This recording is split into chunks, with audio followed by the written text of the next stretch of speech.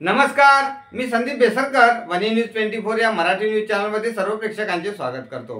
यवतमाळ जिल्ह्यातील मुकुटबन येथे सुरू असलेल्या आरसीसीपीएल सिमेंट कंपनी विरोधातील आंदोलनाला 26 सप्टेंबर अनपेक्षित वळण मिळाले।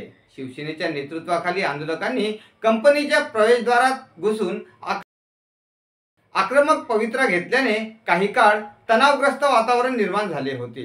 मागील 4 दिवसापासून कंपनी समोर ठिय्या आंदोलन सुरू होते, मात्र कंपनी प्रशासन प्रतिसाद देत नसल्याने ठिय्या आंदोलनाला उग्र रूप मिळाले आणि वातावरण तापले। स्थानिक नागरिकांच्या विविध मागण्यांसाठी शिवसेना उभाटातर्फे आंदोलन सुरू करण्यात आले होते।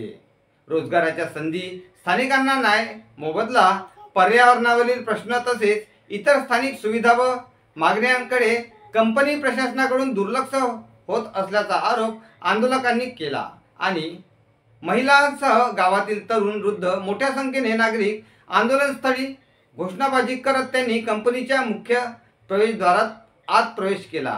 यावेळी पोलिसांनी मोठा बंदोबस्त ठेवून आंदोलकांना अडवण्याचा प्रयत्न केला।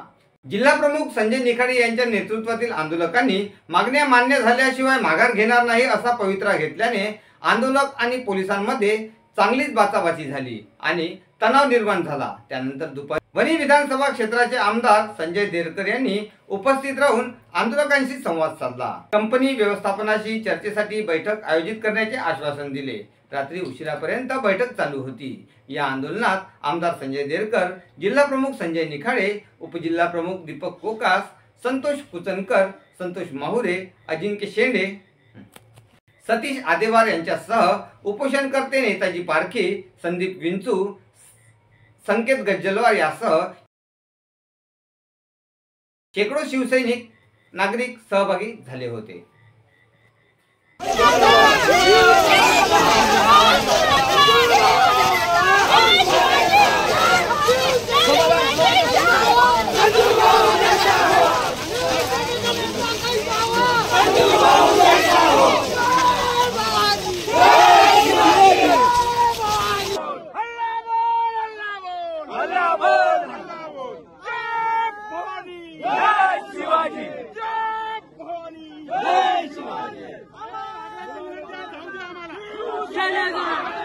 साहेब जाऊ द्या, तुमच्याची आमदार होते विरोध आमदार कंपनीची आहे।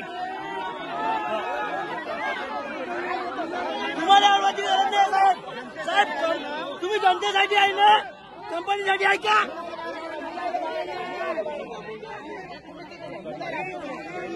साहेब तुमच्याची विरोध नाही, आमच्या कंपनीची विरोध आहे। तुम्ही जनतेची आहे का कंपनी?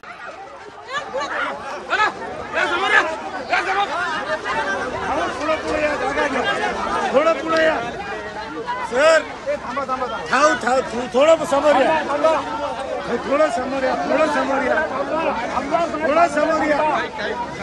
आमदार साहेब सांगला थांबा। काही करत नाही, तुमचे आहे ना, एचडीओ साहेब आहे ना, पण एचडीओ साहेब आहे, आमदार साहेब आहे ना, तुम्ही कशाला